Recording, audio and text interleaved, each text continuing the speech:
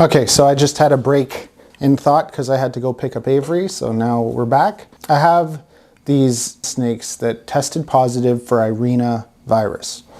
And the thing about this is there's many different strains of this virus and there's different parts of it. So it's when certain parts come together that you have an issue.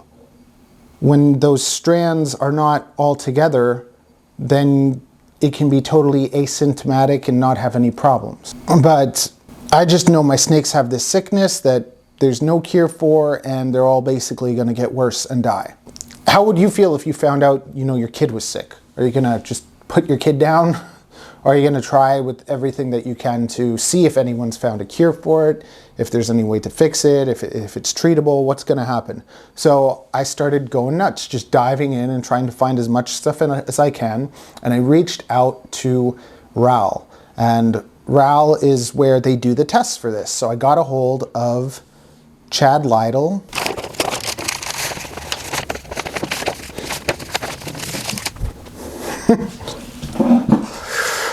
I did all sorts of research and wrote all sorts of notes, and Ariel probably threw them out because that's what she does. I leave something laying around and she throws it out, so I just have to go off of what I remember.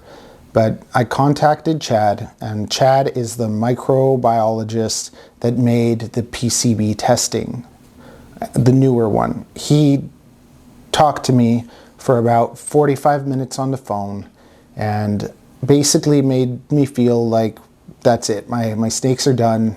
I should probably euthanize them all because it's not something that's going to be cured. It's something that's going to get worse, and then they're going to be done. They're going to pass it to everything, and that's that. Also, that the babies will probably test negative until they're like a year old. So you have to wait till they're like over a year old before testing them to find out if they have this too. So there basically goes everything except for like 3 of my adult boas. And I was ready to kind of, I don't know, cut my losses, get rid of all those animals, give them to people that could hopefully give them decent lives. And that is devastating. It's devastating. Like there's no words can't describe what that feels like. Not just because of the work that has been put into them. Like, this has been a love project. My animals have been a love project for me. I've never needed them. I don't make a lot of money selling reptiles. I don't live off of this. I live off my hair salon. And the reptiles was always a couple extra bucks here or there. So I never really cared about it as my livelihood. And I've said many times, if I ever did get big and blow up on YouTube or something, I will not have a zoo. I will not expand my collection. My collection will get smaller and exclusive. That's what I want. I want super beautiful rare snakes that people are harassing me to buy.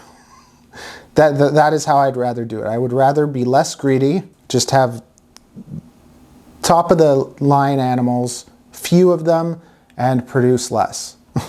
And sell them to people that have the money to give them epic enclosures, high-end snakes. That's the way that I would go.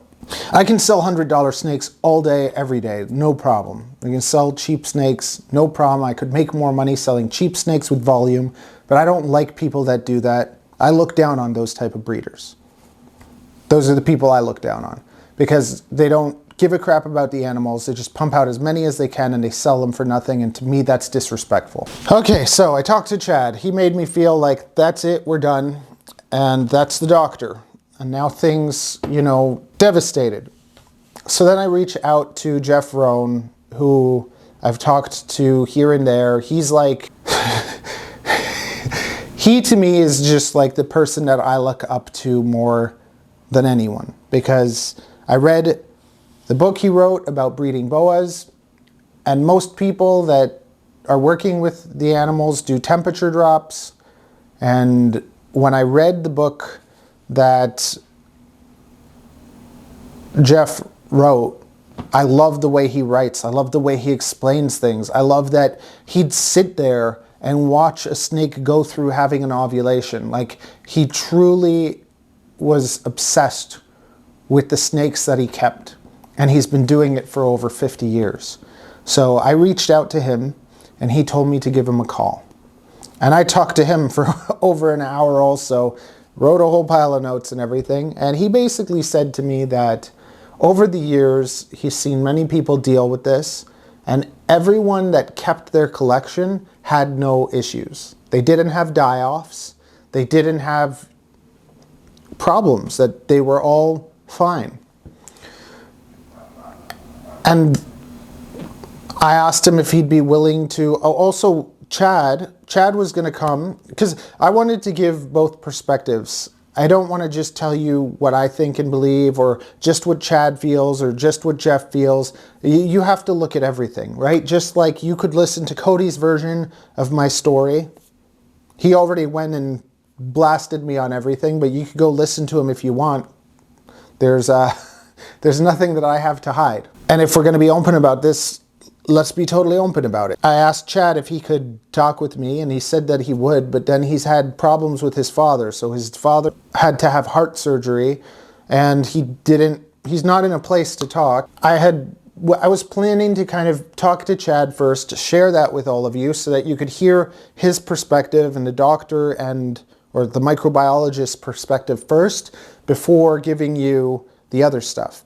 Because I don't know if Chad would still want to talk with me after I share all the other information, because they're conflicting, right? We have Chad as the doctor or microbiologist that's saying they have to get put down. Then we have Jeff, who has over 50 years of experience, saying he's seen these problems and they've been okay. He said that back in the day, the snakes were having, sometimes they were having the stargazing syndrome is what they called it, and that he ended up giving his snakes Flagyl, and that fixed it. So give my snakes Flagyl.